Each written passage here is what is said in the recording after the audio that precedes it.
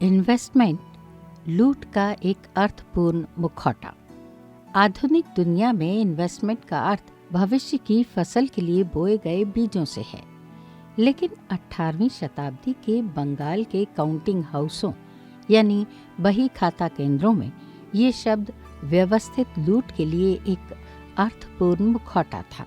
जब east India company investment की बात करती थी तो उनका मतलब बुनियादी ढांचे के निर्माण या स्थानीय अर्थव्यवस्था को प्रोत्साहित करने से नहीं था, बल्कि वे एक ऐसे शिकारी वैश्विक चक्र का वर्णन कर रहे थे जहां एक राष्ट्र को अपने ही शोषण का वित्त पोषण करने के लिए मजबूर किया गया था।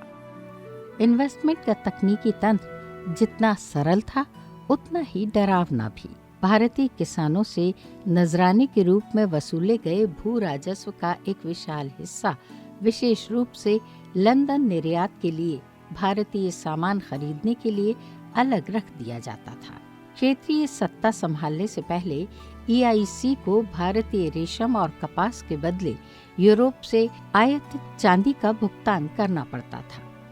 1765 में दीवानी अधिकार प्राप्त करने के बाद कंपनी ने बंगाल के लोगों से वसूले गए टैक्स के पैसे का उपयोग उन्हीं के उत्पादों को खरीदने के लिए किया। ये पारंपरिक अर्थों में व्यापार नहीं था, ये वाणिज्य के भ्रामक और छद्म स्वरूप के तहत भारत से बाहर बहने वाला एक नजराना था। लंदन के एक आम पर्यवेक्षक के लिए ये इन्वेस्टमेंट अद्वितीय समृद्धि का संकेत था, जहां जहाजों के बेड़े पूर्व की सबसे मूल्यवान वस्तुओं से लदे हुए लगातार पहुंच रहे थे।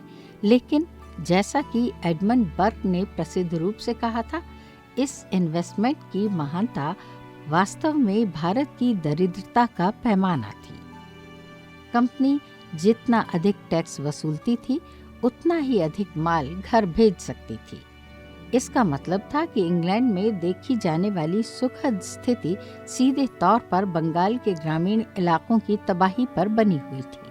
कंपनी के आंतरिक आलोचक फिलिप फ्रांसिस ने इन्वेस्टमेंट को नजराने की वस्तु के रूप में पहचाना, धन की एक स्पष्ट निकासी जिसने पूंजी की किसी भी पारंपरिक आपूर्ति के बिना बंगाल के संसाधनों को खत्म कर दिया।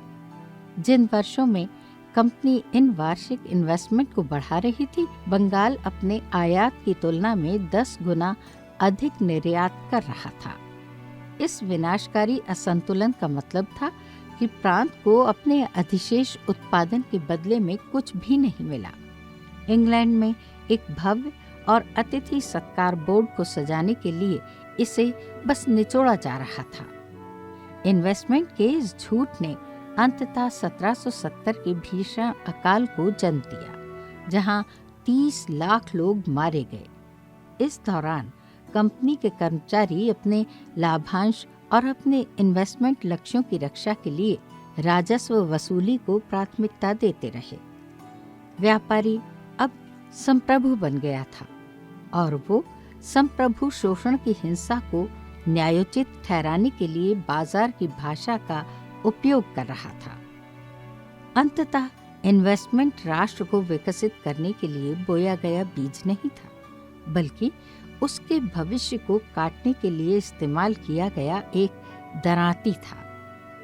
ये साम्राज्य के मौलिक घोटाले को दर्शाता है, एक कारपोरेट इकाई जो विजय को वाणिज्य में बदलने के लिए एक राज्य का स्वांग रच रही थी।